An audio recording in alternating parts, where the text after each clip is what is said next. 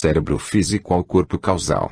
O aspirante deveria também esforçar-se por aquele esquecimento de si mesmo que mergulha no bom daqueles contatados. Este esquecimento de si mesmo se refere ao eu inferior. A lembrança de si mesmo e o esquecimento de si mesmo devem ser companheiros.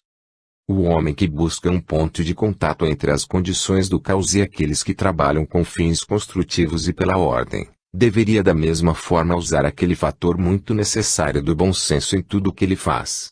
Isto envolve sempre obediência à lei da economia da força, devida discriminação, e um verdadeiro senso de valores. Onde estes estiverem presentes, o tempo será economizado, a força será poupada, a energia eliminada e os grandes serão capazes de se apoiarem na sagacidade de um aspirante e assim encontrar um ajudante. Todo treinamento ocultista tem em vista o desenvolvimento do aspirante de modo que ele possa de fato ser um ponto focal de energia espiritual. Dever-se-é lembrar, todavia, que sob a lei, este treinamento será cíclico e terá seu fluxo e refluxo, como tudo mais na natureza. Tempos de atividade sucedem tempos de pralaya, períodos de contato registrado alternam com períodos de aparente silêncio. Observem aqui a escolha das palavras. Esta alternância se deve à imposição da lei da periodicidade se o estudante se desenvolver como desejado. Cada período pralayaka é sucedido por um de maior atividade de realização espiritual mais potente. O ritmo, o fluxo e refluxo e o batimento medido da vida pulsante são sempre a lei do universo e ao aprender a responder à vibração dos lugares altos esta periodicidade rítmica deve estar presente na mente. A mesma lei governa um ser humano, um planeta, um sistema solar, todos os pontos focais ou centros de energias em alguma vida maior. Se um trabalho tal como o que estão realizando deve ser bem sucedido, e ele é em grande parte o trabalho de desenvolver a capacidade de tocar certas correntes nos níveis mentais, correntes que emanam do eu superior, do vosso grupo egóico, ou do mestre, devem ser garantidas, condições planejadas bem definidas. Certos fatores devem estar presentes. Se eles não existirem, então as correntes são, se posso assim expressá-lo, desviadas e o contato deixa de se realizar. Se for necessário ocupar-se com os assuntos mundanos, e tais períodos ocorrem em todo o ciclo vital, neste caso a atenção deve ser concentrada nestes detalhes e o contato superior pode ficar então temporariamente sem se realizar. Tal atenção aos assuntos do plano físico não é necessariamente perda de tempo, pois ele pode ser tanto uma parte do plano para aquele período de tempo particular como qualquer outra espécie de serviço. A plena expressão e a consciência em cada e todo plano é objetivo, lembrando-se de que cada plano com seus estados variáveis de consciência é igualmente uma parte da vida divina. O que está faltando por enquanto na maioria dos aspirantes é uma consciência sintética e a capacidade de sustentar e registrar a continuidade. Se o caos mental ou emocional existir, então novamente ocorre a deflexão das correntes e o cérebro não faz o registro daquilo que pode ser internamente visto e ouvido. Se a fadiga estiver presente e o corpo físico necessitar repouso, então da mesma maneira o interior deixa de ser registrado. São os centros no veículo etérico que são vitalizados e se tornam ativos neste trabalho de contato e consequente transmissão de energia. Se portanto a vitalidade estiver baixa e os fluidos prânicos não forem assimilados, então todo o contato vibratório estará diminuído e o centro deixará de registrar a vibração e a resposta. Quando novamente o estímulo se tornar adequado e as outras condições estiverem resolvidas na necessária quietude, então novamente as correntes poderão ser encontradas, a resposta seguir-se-á e um novo ciclo de receptividade manifestar-se-á. Entrei assim na explicação por ter deparado com muitas perguntas e estou ansioso para que o processo seguido possa ser até certo ponto esclarecido. Será prudente que todos os que trabalham tenham uma clara compreensão daquele trabalho e que estejam, segundo linhas que afetam tão de perto o seu poder de servir, plenamente atentos a cada passo dado. Relativamente aos problemas que ocupam a atenção de todos vocês que estão vivendo neste tempo de inquietação e sublevação mundiais, eu tenho uma palavra para animá-los.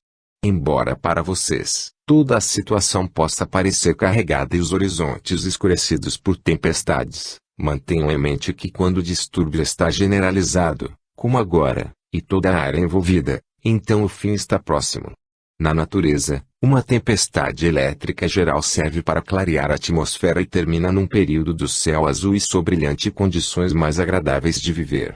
Nós tivemos a tempestade elétrica da Guerra Mundial e o período de gradual dispersão das nuvens tem nos acompanhado, com os trovões reboando em volta e súbitas violentas tempestades de vento e chuva perturbando as esperanças daqueles que desejam o raiar do sol. Aqueles que com paciência prosseguirem em seu trabalho, que conservarem a calma e a certeza interiores, que se afastarem do campo das personalidades e conservarem em mente unicamente as forças amorfas que estão trabalhando através de todas as formas e estações, verão a ordem emanando do caos, a construção surgir da destruição passada e dos ajustamentos atuais, verão o estabelecimento de forças novas de vida, até então impedidas pelas conchas cristalizadoras construídas pelo homem. Portanto, conservem a visão interna firmemente e tenham a profunda paciência que resiste durante o cessio menor, porque a chave para o ciclo maior foi conservada com firmeza. Poderia valer a pena tocar brevemente em certas linhas principais de pensamento que estão surgindo no tempo atual e que brotam do passado e são a promessa do futuro. Os pensamentos dos homens foram sempre religiosos. Nunca houve um tempo em que a religião ou os pensamentos dos homens sobre Deus, sobre o infinito e sobre a vida que nos trouxe, a todos, a existência, não estivessem presentes. Mesmo as mais ignorantes raças selvagens reconheceram o poder e tentaram definir sua relação com aquele poder em termos do medo de sacrifício ou de propiciação. Dos rudimentos da adoração da natureza, do fetichismo e da adoração degradada dos ídolos do homem primitivo, nós construímos uma estrutura de verdade que, embora até agora imperfeita e inadequada, estabelece verdadeiramente o fundamento do futuro templo da verdade, onde a luz do Senhor será vista e que provará ser adequada como uma expressão da realidade. Da escuridão do tempo emergiram as grandes religiões. Estas religiões, embora diversas em suas teologias e formas de adoração, embora caracterizadas por distinções de organização e cerimonial e embora diferindo em seus métodos de aplicação da verdade, estão unidas em três básicos aspectos. 1. Em seu ensinamento quanto à natureza de Deus e do homem. 2. Em seu simbolismo. 3. Em certas doutrinas fundamentais. Quando os homens reconhecerem isto e tiverem êxito em isolar aquela estrutura significativa interna da verdade que é a mesma em todos os climas e em todas as raças, então surgirá a religião universal, a Igreja única e aquela aproximação unificada embora não uniforme, a Deus, que demonstrará a verdade das palavras de Paulo, um Senhor, uma fé, um batismo, um Deus e Pai de todos, que está acima de tudo e através de tudo e em vós todos. As teologias desaparecerão no conhecimento de Deus, as doutrinas e dogmas não mais serão consideradas necessárias, pois a fé será baseada na experiência e a autoridade cederá seu lugar à apreciação pessoal da realidade. O poder da Igreja sobre o grupo será suplantado pelo poder da alma despertada nos homens. A época dos milagres e as disputas quanto ao porquê e como daqueles milagres com consequente ceticismo ou agnosticismo dará lugar à compreensão das leis da natureza que controlam o reino super-humano e a etapa supernatural do processo evolutivo. O homem entrará em sua divina herança e entender-se-á como filho do Pai, com todas as características divinas, poderes e capacidades que são seus por causa de sua qualidade divina. Mas neste meio tempo, que temos nós? Uma ruptura da antiga tradição estabelecida, uma revolta da autoridade, quer da Igreja, quer do dogma, doutrina ou teologia, uma tendência em direção à autodeterminação e um abandono das velhas normas e das velhas barreiras do pensamento e das divisões existentes entre raças e crenças. Daí nós estarmos passando através de uma etapa intermediária de caos e questionamento, de rebelião e consequente libertinagem aparente. Os métodos da ciência, investigação e análise, comparação e dedução, estão sendo aplicados à crença religiosa. A história das religiões, os fundamentos da doutrina, a origem de ideias e o crescimento da ideia de Deus estão sendo sujeitos à pesquisa e ao estudo. Isto leva a muita disputa, a rejeição das ideias é muito estabelecida quanto a Deus, a alma, ao homem e ao seu destino. Escolas de pensamento sempre existiram diferindo em suas ideias e métodos e as 6 escolas de filosofia hindu encamparam em si mesmas praticamente todas as especulações básicas do homem quanto ao porquê e ao para que da manifestação. Pouco de novo foi acrescentado pelo Ocidente a estas 6 escolas especulativas, embora a mente ocidental, com seu gênio para técnica e métodos científicos, tenha elaborado as ideias e diferenciado as 6 teorias numa multiplicidade de proposições menores. Fora da confusão de ideias, especulações, teorias, religiões, igrejas, cultos, setas e organizações, 2 principais linhas de pensamento estão emergindo, uma condenada a finalmente morrer, a outra a se fortalecer e a crescer até que, por sua vez, ela dê origem àquela, para nós, formulação última da verdade que satisfaça as necessidades da próxima era e leve o homem a um alto pináculo do templo e ao monte da iniciação. Estas 2 linhas são: 1. Aqueles que olham para trás, para o passado, que se apoiam nas velhas maneiras, nas antigas teologias e nos métodos de rejeição reacionários de encontrar a verdade. Estas são as pessoas que reconhecem a autoridade, seja de um profeta, uma Bíblia ou uma teologia. Estas são aquelas que preferem a obediência à autoridade imposta, a orientação autoimposta de uma alma iluminada. Estas são as seguidoras de uma igreja e de um governo, que se distinguem por uma pura devoção e amor, mas recusam aceitar a inteligência divina com a qual são dotadas. Sua devoção, seu amor a Deus, sua consciência estrita mas distorcida, sua intolerância as caracterizam como devotas, mas são cegas por sua própria devoção e seu crescimento é limitado pelo seu fanatismo. Pertencem na maior parte à geração mais velha e esperança para elas está em sua devoção e no fato de que a própria evolução as leve para o segundo grupo. A este primeiro grupo está cometida a tarefa da cristalização que resultará na completa destruição da velha forma. A eles é dada a tarefa de definir as velhas verdades de modo que a mente da raça fique esclarecida, que os não essenciais e os essenciais sejam reconhecidos pelo que eles são, e as ideias fundamentais tão contrastadas com a formulação de dogmas que aquilo que é básico será visto e as crenças secundárias e não importantes portanto rejeitadas, pois somente a vontade básica e causativa será de valor na era vindoura. 2. O segundo grupo é por enquanto uma minoria muito pequena, mas um grupo que está crescendo firmemente.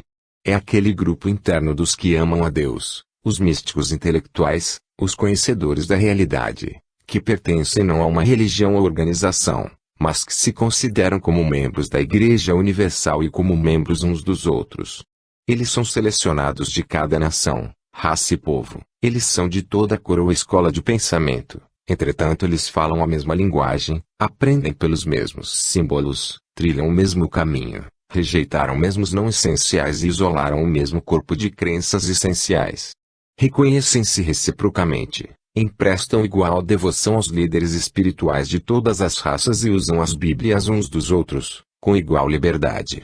Formam o embasamento subjetivo do novo mundo, constituem o núcleo espiritual da vindoura religião mundial. São o princípio unificador que acabará por salvar o mundo. No passado nós tivemos salvadores do mundo, filhos de Deus que anunciaram uma mensagem mundial e trouxeram um aumento de luz para os povos.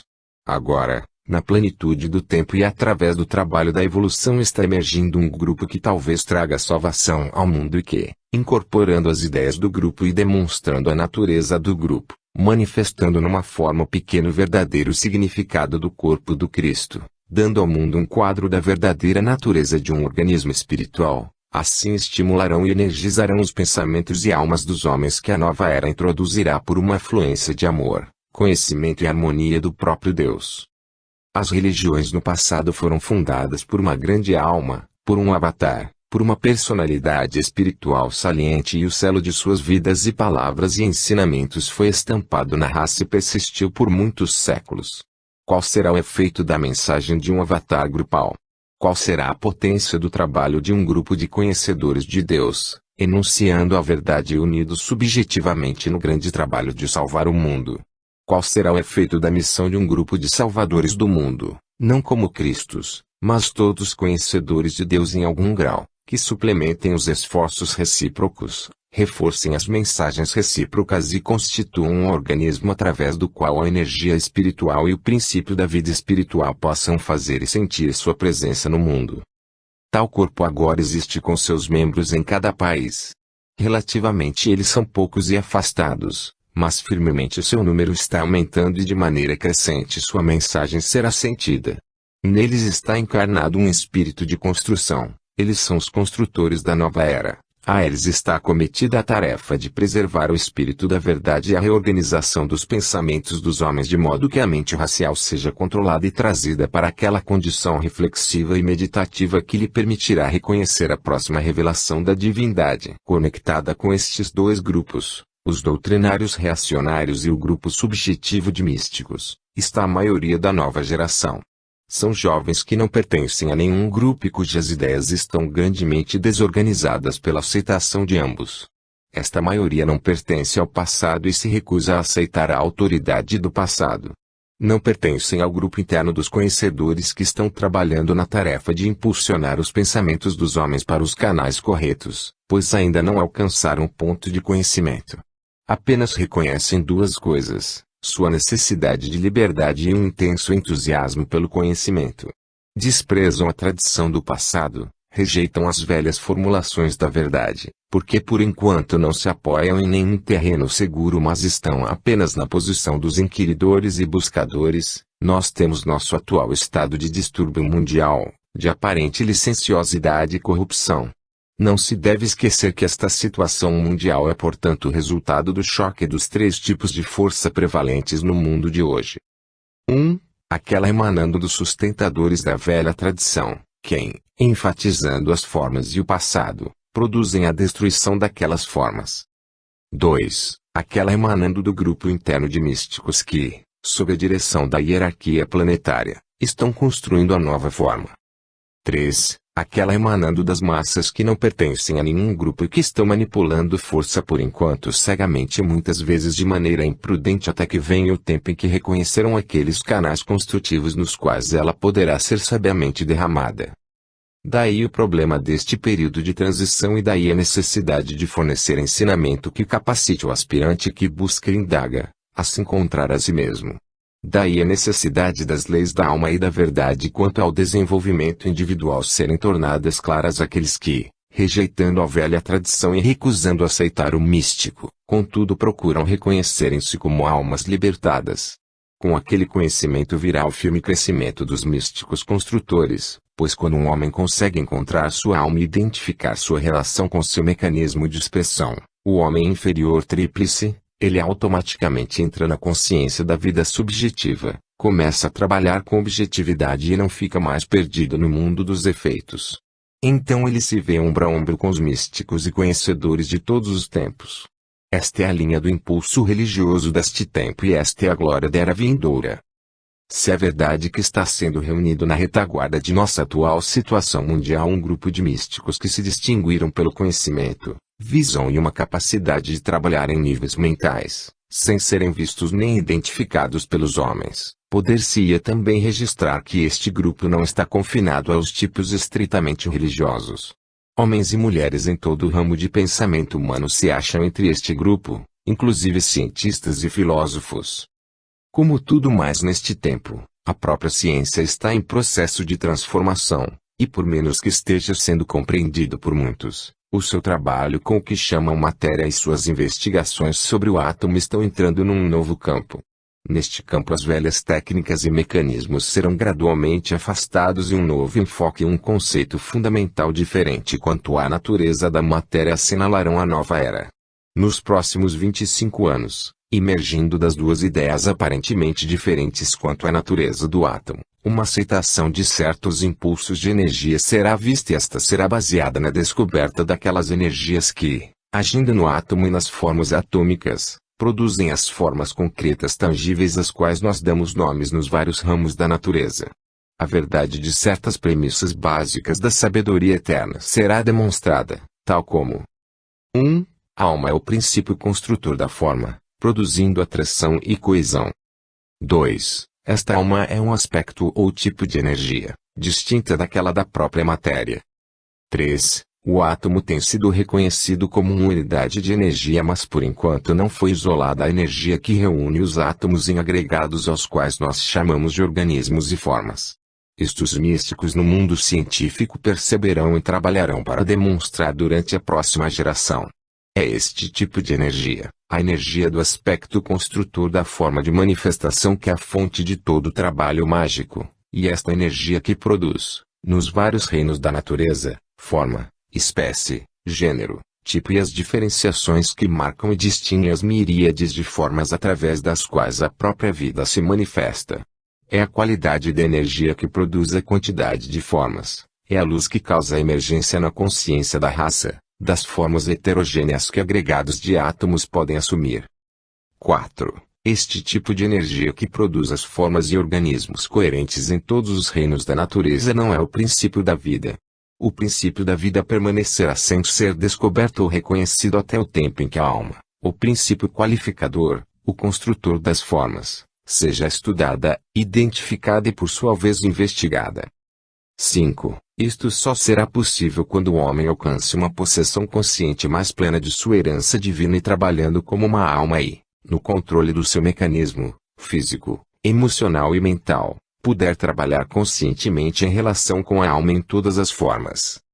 Isto será possível unicamente quando a raça alcançar a citada hipótese e aceitá-la como uma possibilidade e procure demonstrar o fato do fator alma situando-se por trás de sua estrutura ou corpo de manifestação, ou igualmente, procurar prová-la em contrário. Todos os grandes cientistas e trabalhadores no reino da natureza objetiva têm trabalhado com almas e quase todos os mais interessantes dos desenvolvimentos no reino da física e da química, assim como em outros departamentos do conhecimento humano, foram feitos quando o trabalhador em qualquer particular campo lançou-se com fé em alguma hipótese que formou e investigou e desenvolveu em seu trabalho, etapa após etapa, até entrar em contato com um aspecto da verdade até então não formulado pelo homem. Então, tendo através do uso de sua intuição, entrado num novo reino do pensamento, ele toma o conhecimento ali descoberto e formula sob a forma de uma teoria, um princípio, experiência e invenção mecânica que se torna posse do grupo e no tempo devido e compreendido e utilizada pelo mundo. Mas em sua gênese foi trabalho místico e baseado numa intuição mística. Poder-se-ia registrar aqui que 3 grandes descobertas estão iminentes e durante as próximas 2 gerações revolucionarão o pensamento e a vida moderna. Uma já foi pressentida e é objeto de experimentação e investigação, a libertação da energia atômica. Isto mudará completamente a situação econômica e política do mundo, pois a última é grandemente dependente da primeira. Nossa civilização mecânica será simplificada e uma era será introduzida a qual será livre do incubo do dinheiro, sua posse e sua não posse, e a família humana reconhecerá universalmente seu status como um reino de ligação entre os 3 reinos inferiores da natureza e o 5º reino espiritual. Haverá tempo e liberdade para uma cultura da alma que superará nossos modernos métodos de educação e o significado dos poderes da alma e o desenvolvimento da consciência super-humana atrairá a atenção dos educadores e estudantes em toda parte. Uma segunda descoberta surgirá das presentes investigações relacionadas com a luz e a cor. O efeito da cor sobre as pessoas, animais e unidades no reino vegetal será estudado e o resultado desses estudos será o desenvolvimento da visão etérica ou o poder de ver o grau seguinte da matéria com o olho estritamente físico. De maneira crescente as pessoas pensarão e falarão em termos de luz e o efeito dos desenvolvimentos vindouros neste departamento do pensamento humano será tríplice. A. As pessoas possuirão visão etérica. B. O corpo vital ou etérico, consistindo na estrutura interna das formas exteriores, será visto e anotado e estudado em todos os reinos da natureza. C. Isto derrubará as barreiras da raça e toda distinção de cor, a fraternidade essencial do homem estabelecer-se-á. Ver-nos-emos e a todas as formas da manifestação divina como unidades de luz de vários graus de brilho e falaremos e pensaremos cada vez mais em termos de eletricidade, de voltagem, de intensidade e de força. A idade e status dos homens, relativamente à escala da evolução, serão notados e se tornarão objetivamente aparentes. As capacidades relativas de velhas almas e almas jovens serão reconhecidas, destarte restabelecendo na Terra a regra iluminado. Anotem aqui, que esses desenvolvimentos serão o trabalho dos cientistas das próximas 2 gerações e o resultado dos seus esforços. Seu trabalho com o átomo da substância e suas investigações no reino da eletricidade, da luz e da força demonstrarão inevitavelmente a relação entre as formas, o que é um outro termo para a fraternidade e o fato da alma, da luz interior e da irradiação de todas as formas. O terceiro desenvolvimento, que será o último provavelmente a ter lugar, será mais restrito no reino do que os ocultistas chamam magia. Ele desenvolver-se-á no estudo do som e do efeito do som e porá nas mãos do homem um instrumento tremendo no mundo da criação. Através do uso do som, o cientista do futuro alcançará seus resultados. Através do som, um novo campo de descobertas abrir-se-á. O som que toda forma em todos os reinos da natureza emite será estudado e conhecido, e as mudanças ocorrerão e novas formas desenvolver-se-ão através deste modo.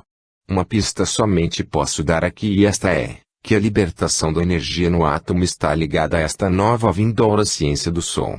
O significado do que aconteceu no mundo durante o último século no reino do som não é apreciado nem ainda compreendido. Efeitos tremendos estão todavia sendo produzidos pelo inacreditavelmente aumento do ruído e do som emanando do planeta neste tempo. O rugido da máquina, o fragor dos meios de transporte em todas as partes do mundo, trens, navios e aviões, a focalização dos sons dos homens em tais áreas congestionadas como as grandes cidades e, a este tempo, o uso universal do rádio trazendo sons musicais para todo o lar e para a vida da rua, estão produzindo efeitos sobre os corpos dos homens e sobre todas as formas de vida em toda parte, que se tornarão aparentes somente com o passar do tempo. Algumas formas de vida no reino animal, mas primariamente no reino vegetal, desaparecerão, e a resposta do mecanismo humano a este mundo de som, fragor e música no qual ele achar-se-á de maneira crescente será mais interessante. Esses três desenvolvimentos introduzirão a nova era, produzindo neste período de transição as mudanças necessárias e inaugurarão uma nova era na qual a fraternidade será nota-chave, pois ela será um fato demonstrado na natureza. Será uma era na qual os homens andarão na luz, pois será um mundo de radiação interna reconhecida, na qual o trabalho do mundo será desenvolvido através do som e finalmente através do uso de palavras de poder e do trabalho do mago treinado. Estes trabalhadores treinados em substância, compreendendo a natureza da matéria, vendo sempre em termos de luz e envolvendo o propósito do som, alcançarão aquelas mudanças estruturais e aquelas transformações materiais que estabelecerão uma civilização adequada para o trabalho da raça vindoura. Este trabalho será aquele da unificação consciente da alma e do seu veículo de manifestação. Aqueles métodos culturais, também, que tomarão dos não desenvolvidos da raça e os levarão até uma melhor manifestação e uma expressão mais verdadeira de si próprios, serão estabelecidos, e isto será o privilégio da geração vindoura de investigadores científicos, conquistar. A característica predominante, todavia, do próximo ciclo, será um desenvolvimento da psicologia. Será a emergência de um novo fator do ponto de vista do psicólogo moderno da escola materialista e envolverá o reconhecimento da alma. A escola mecanicista de psicólogos serviu e está servindo a um propósito incalculável, e as descobertas dos educadores são um fato claro, embora erradas na conclusão. Elas servem como um freio necessário sobre a escola mística e mais especulativa, que é dignificada pelo nome de introspectiva. Como muita coisa mais no mundo de hoje, das duas grandes linhas de pensamento, tais como a mecanicista e a introspectiva ou subjetiva mencionada acima, uma terceira manifestar-se-á, que incorporará a verdade de ambas as posições e as ajustará adequadamente, uma outra. Numa escala maior, isto está ocorrendo na fusão do Ocidente e do Oriente, do misticismo e do ocultismo. Não temos disputa com nenhuma. Mas na evolução do pensamento as principais tendências de ideias atuais estão rapidamente se aproximando uma da outra, e delas uma síntese emergirá que provará ser uma adequada plataforma sobre a qual o ciclo vindouro poderá apoiar-se. Seria útil aqui, se notássemos a tendência das três linhas de pensamento, falando em termos gerais, no campo da psicologia. 1. A mecanicista, que põe ênfase na estrutura, atribuindo as reações do organismo humano, mentais, emocionais e físicas, inteiramente ao aspecto material e considerando a estrutura como responsável por elas e dando origem a todas as linhas de conduta e características que o homem demonstra, quer normais, quer anormais. 2. A escola introspectiva, afirmando um eu ou um algo consciente que é responsável por condições e que, como algumas vezes se disse, está consciente da consciência. Essa escola de psicólogos aceita a estrutura mais vai além e considera certos aspectos da conduta e certas reações e problemas como insolúveis sob o processo mecanicista puro. Eles se aproximam mais de perto da posição ocultista, mas não vão tão longe. 3. Então há o que eu poderia chamar os vitalistas, ou aquele grupo de psicólogos que, admitindo o fato da estrutura, entretanto consideram-na como sujeita às influências das energias e forças emanando de um meio externo.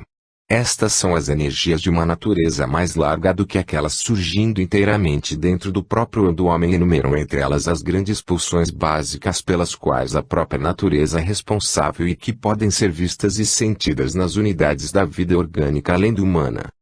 A verdade que é salvaguardada em todas estas escolas é uma verdade única, cada aspecto dela é correlacionado. Há um mecanismo através do qual o homem real funciona e há uma estrutura que ele construiu em conformidade com as leis da natureza e que ele pode aprender a usar e controlar. Mas, de acordo com as escolas mais subjetivas e especulativas, ele precisa aprender a diferenciar entre ele próprio, como o centro consciente de consciência, o eu no trono da inteligência, e a aparelhagem através da qual ele pode entrar em contato com o mundo exterior. Quando eu, o utilizador do mecanismo, pode fazer isto, ele se torna consciente de um outro fato e esse é que não somente ele é um gerador e utilizador da energia e o dirigente de uma cota de vitalidade que é sua própria, mas que há energias e forças na natureza e no planeta, e também extraplanetárias ou cósmicas, às quais ele pode também responder e que ele pode aprender a usar e adaptar. As três atuais escolas estão, portanto, em embrião, guardiãs destes três fatores.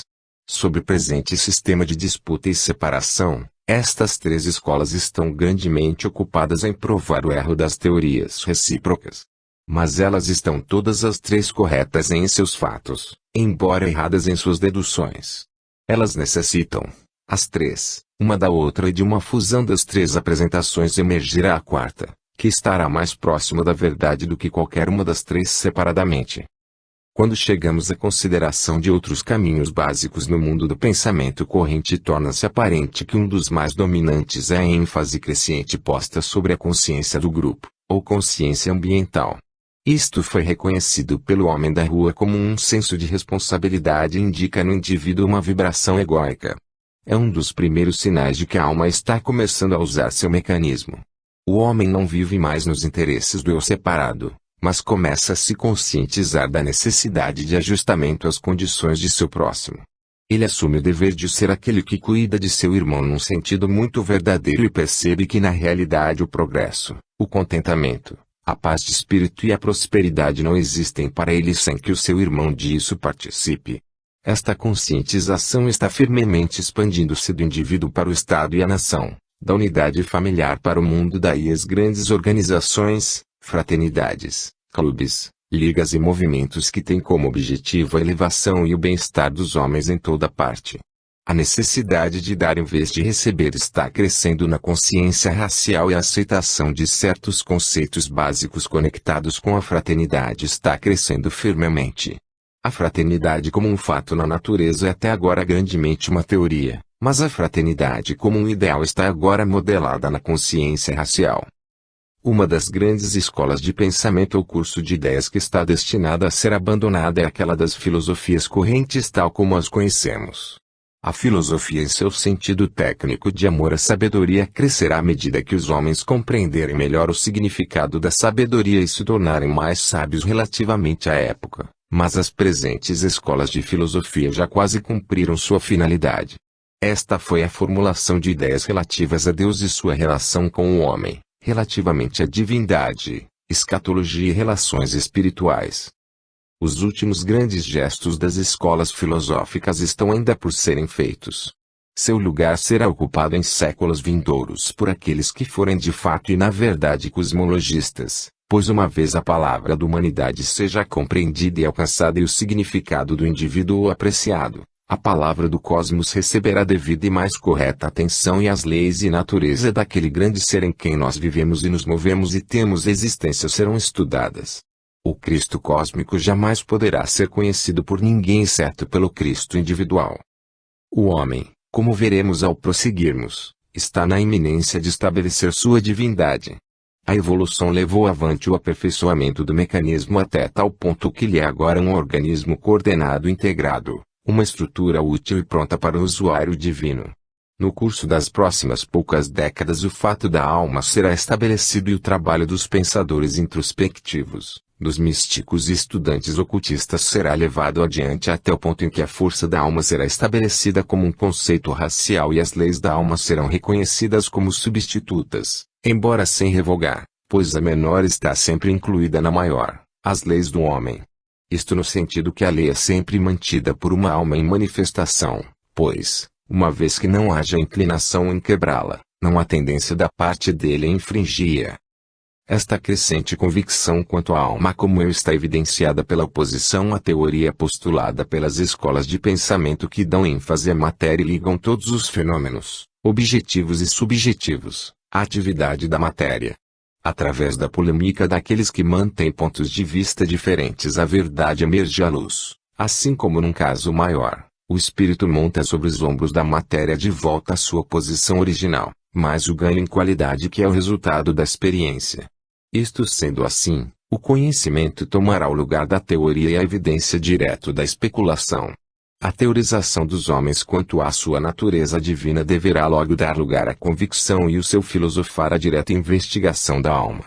Aquilo que é reconhecido e admitido, mesmo se não compreendido, é o objeto da atenção e da investigação e não tardará a raiar o dia quando uma ciência experimental da alma terá seu lugar nas universidades e nas fundações públicas e não a prova da alma, mas uma análise da sua natureza, propósitos e vida, receberá uma atenção igual àquela agora dada pelos modernos cientistas em seus vários ramos ao mecanismo que a alma procura e finalmente usará, pois nada pode impedir aquele grande desenvolvimento evolutivo.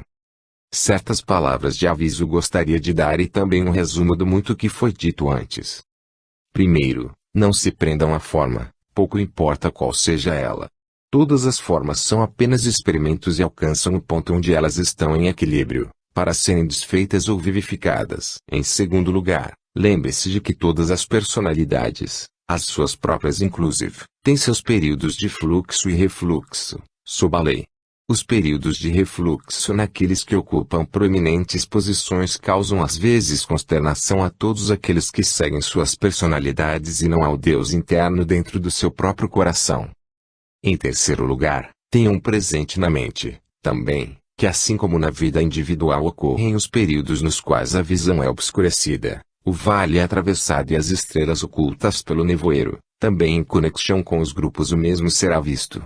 Mas tenham igualmente presente que após o vale ser cruzado, por todos os aspirantes e todos os grupos verdadeiramente espirituais, o monte da iniciação é visto escalá-lo, após a obscuridade vem a visibilidade e após a noite chega o dia. Nos grandes ciclos afetando os grupos cósmicos isto também pode ser visto, nos ciclos menores, controlando as raças, o mesmo ocorre e a mesma lei persiste em todos os grupos menores até os grupos de tênues fidas que se agitam nos veículos do homem. Isto precisa ser destacado. Em quarto lugar, não se deixem desencorajar. O desencorajamento é devido a três causas. Fundamentalmente ele é devido ao rebaixamento da vitalidade do organismo físico. Quando tal é o caso, o corpo astral faz uma exigência muito forte sobre o físico e na tentativa de responder e na incapacidade sentida de fazer isto de maneira adequada, jaz uma causa do sentimento de desencorajamento. Este muitas vezes ataca os que têm um veículo físico muito delicadamente organizado. A cura para este tipo de desencorajamento é óbvia, não é? Repouso e relaxamento constroem de novo e dão tempo para a natureza corrigir a perturbação. O sol também revitaliza com prana e isto deve ser considerado. Afinal de contas, um bom senso é especial exigência e também a compreensão de que o próprio trabalho deve estar ajustado à própria capacidade, e não à excessiva necessidade. Meditem sobre isso. Uma outra base para desencorajamento é o superdesenvolvimento da mente concreta, a qual por sua vez, faz exageradas exigências sobre a natureza emocional e consequentemente outra vez sobre o físico. Uma capacidade muito grande de ver tudo em torno de um assunto, uma compreensão muito desproporcional das necessidades do mundo e uma apreensão muito rápida dos muitos aspectos envolvidos em conexão com algum assunto particular produzem uma violenta vibração no corpo astral. Isto conduz a uma destruição do veículo físico e ao resultado experimentado nós denominamos desencorajamento. É aqui que um senso de proporção precisa ser cultivado, que a faculdade do equilíbrio sábio entra, que o equilíbrio mental precisa ser adquirido.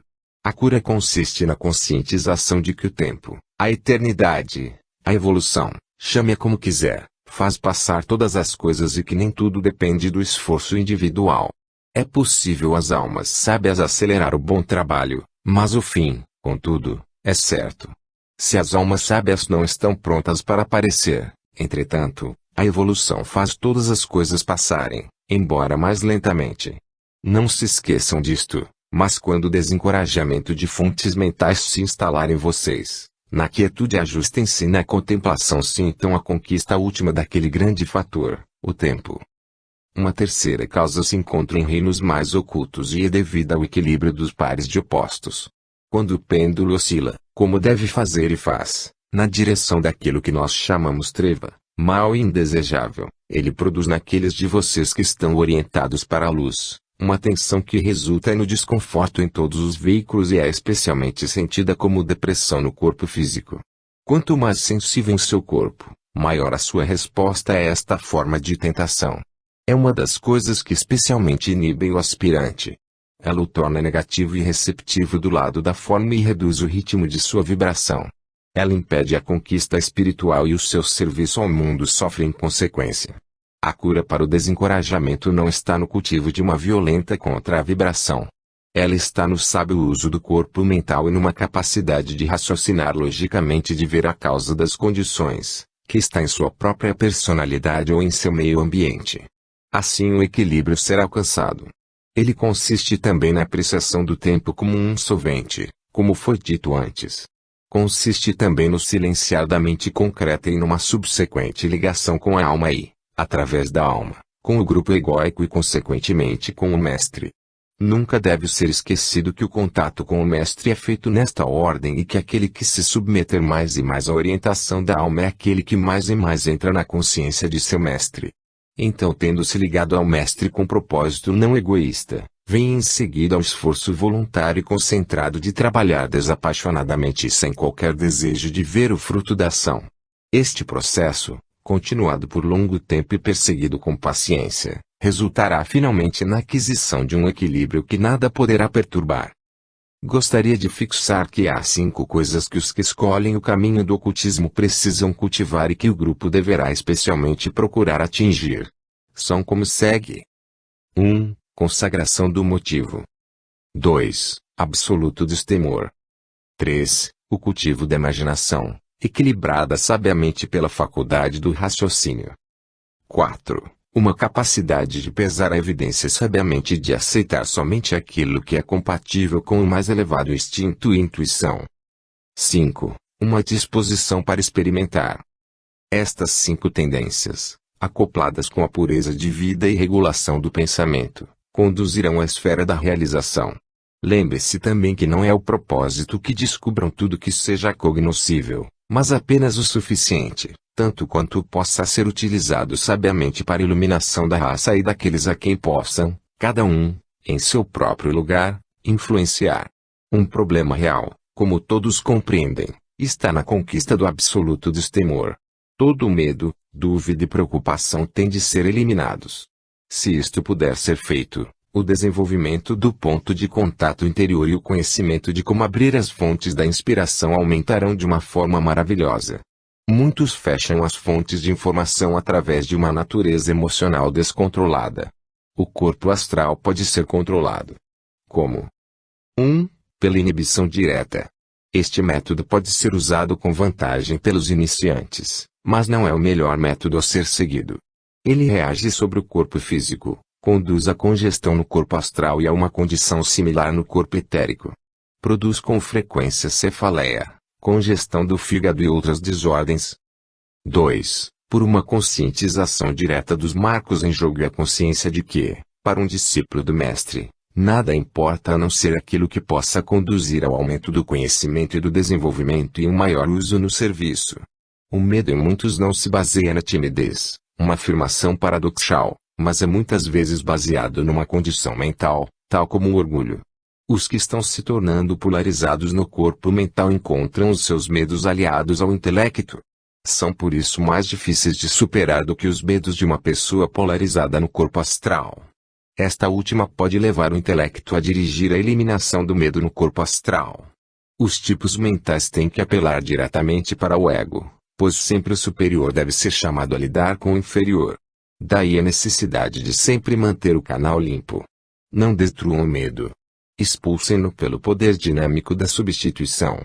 Isto leva à minha terceira sugestão, que os estudantes no grupo curem o hábito do medo por 3. Um método direto de relaxamento, concentração, aquietamento e de banhar a personalidade inteira com pura luz branca.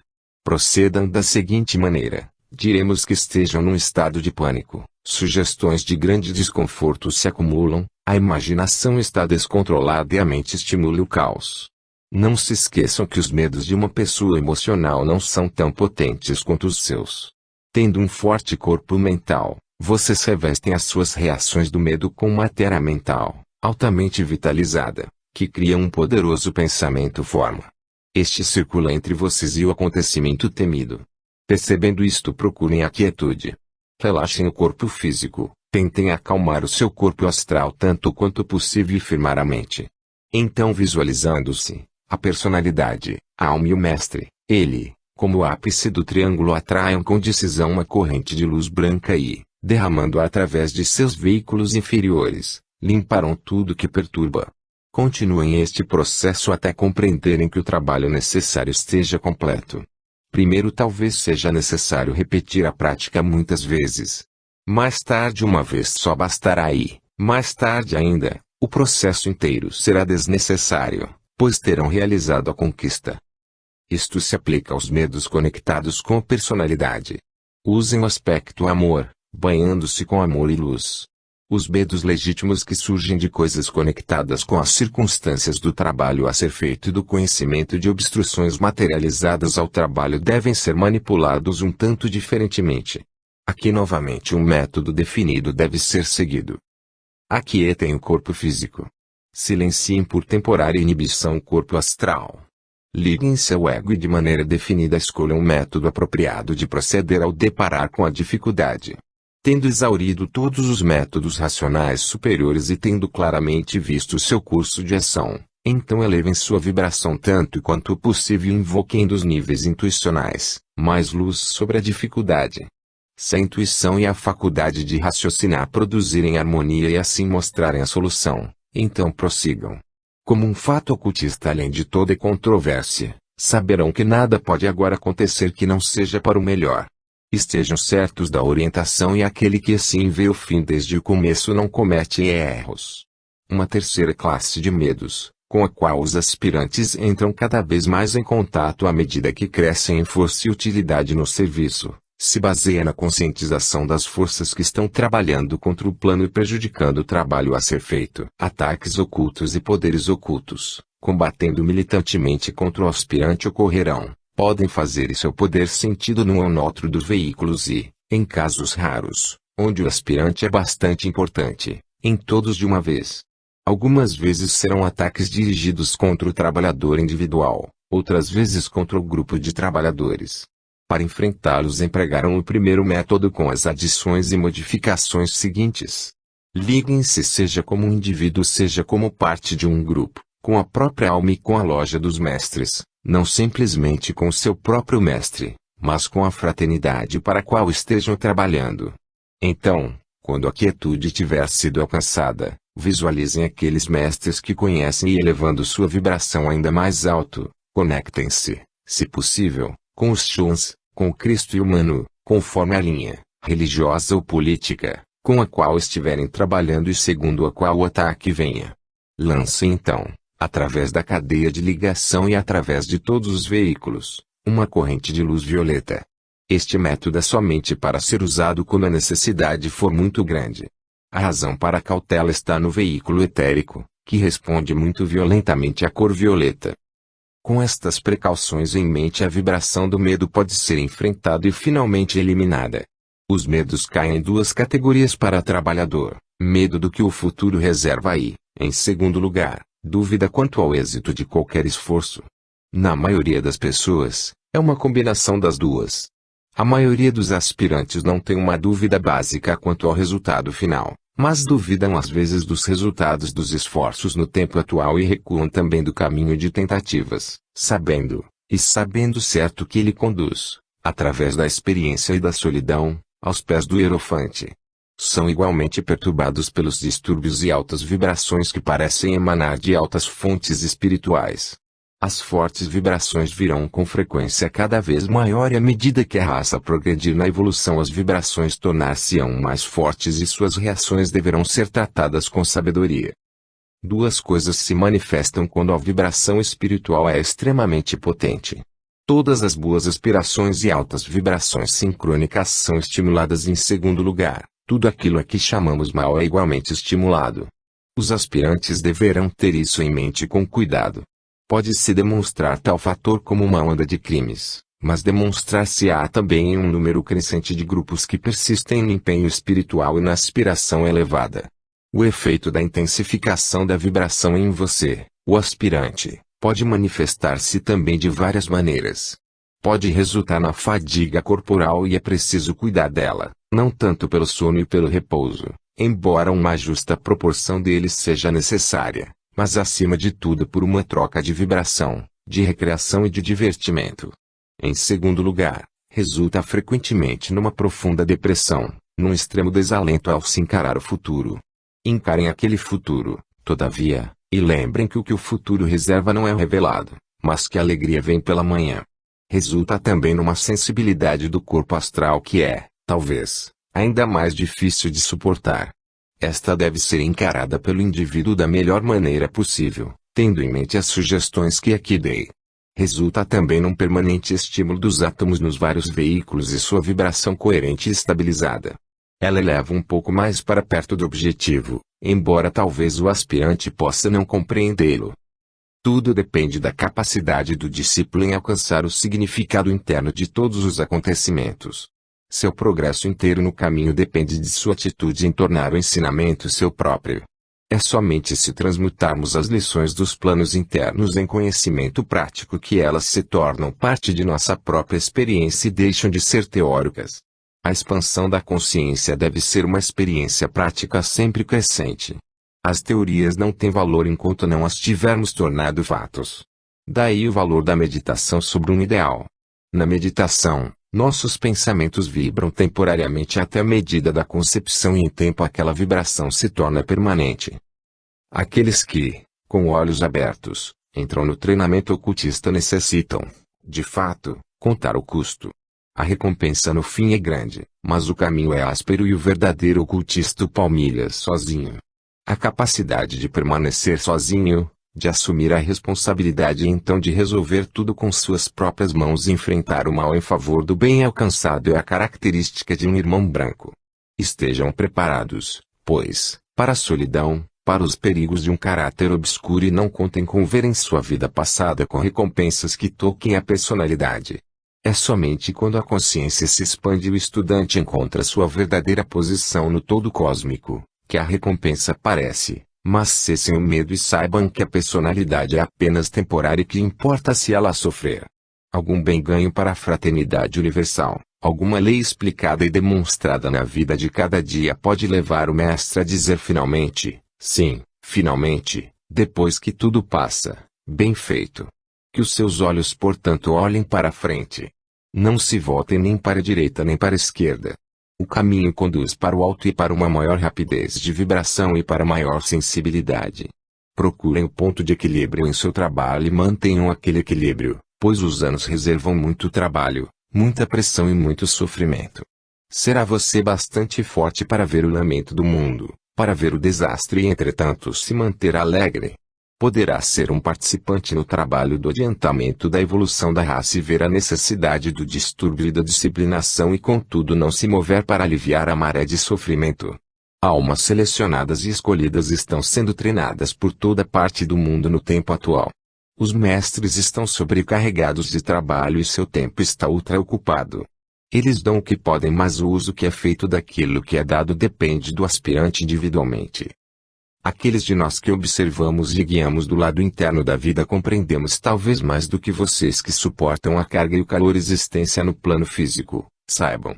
Nós conhecemos suas desvantagens físicas e algum dia talvez sejamos capazes de ajudar definidamente na construção de corpos fortes para o serviço mundial.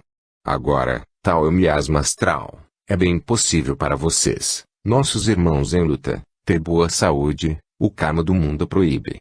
A corrupção astral e as imundas fossas dos níveis inferiores do plano mental infectam tudo e feliz é aquele que escapa. Nós observamos com ternura todos vocês que, com corpos fracos e sensíveis, lutam, trabalham, esforçam-se, fracassam, continuam e servem. Nenhuma hora de serviço, dada em sofrimento e tensão, nenhum dia de labor acompanhado de nervos esgotados, com a cabeça cansada e o coração doente, é deixado passar sem registro. Nós sabemos e cuidamos, entretanto nada podemos fazer, daquilo que é necessário, vocês, lutando no campo do mundo, possam fazer. O karma do mundo engolfa cada um de vocês nesta época. Se pudessem ao menos compreendê-lo, o tempo é curto e o repouso, alegria e paz estão a caminho. A vitória meio ganha, os dias vividos com uma certa medida de êxito, entretanto com um ideal não concretizado, os momentos de exaustão da alma e do corpo quando vazio de tudo, mesmo do próprio serviço, parece única coisa perceptível, as semanas e meses de tentativas e de luta contra obstáculos aparentemente insuperáveis, contra o estupendo poder das forças da evolução, contra a maré que ruge da ignorância do mundo, todas são conhecidas. Confortem-se com a certeza de que o amor governa tudo, encorajem-se na conscientização de que a hierarquia permanece. Aqueles que devem ensinar ao mundo mais a respeito dos mestres e que estão sendo treinados para serem pontos focais de contato são submetidos a uma disciplina muito drástica. São testados de todas as maneiras possíveis e ensinados através de amarga experiência. Aprendem a não darem importância ao reconhecimento. São treinados a não julgarem pela aparência e sim pela visão interna. A capacidade de identificar o propósito do mestre e a capacidade de amar são enumeradas como de capital importância. Os aspirantes que procuram ser escolhidos para trabalhar como discípulos devem perder todo o desejo pelas coisas do eu pessoal e devem estar prontos para pagar quanto custe o preço do conhecimento. Se for necessário dar uma prova ao mundo do reino subjetivo da realidade, ela será comprada com o sangue do coração, pois somente no sangue do coração pode o poder ser seguramente ganho e sabiamente conservado. Ao prosseguirem e, como aspirantes, estudarem as leis ocultas da natureza, compreenderão a necessidade do preço pago. O desenvolvimento espiritual do caráter do discípulo precisa manter o ritmo com seu conhecimento interno. Este conhecimento cresce de 3 maneiras. 1. Pelas definidas expansões de consciência, as quais abrem ao discípulo a conscientização dos pontos a serem atingidos. Isto produz em sua mente uma formulação do que está diante para ser alcançado e é o primeiro passo na direção desta aquisição. Um aspirante é definidamente levado para os planos mais internos e um Shela mais adiantado lhe apresenta o trabalho a ser feito, muito semelhantemente a como um professor mostra ao seu discípulo a lição a ser aprendida. 2. O passo seguinte é aprender a lição e pôr em prática, na meditação e na experiência, as verdades sentidas. Este é um longo processo pois tudo tem que ser assimilado e tornado parte e parcela do próprio ser do discípulo antes que ele possa prosseguir.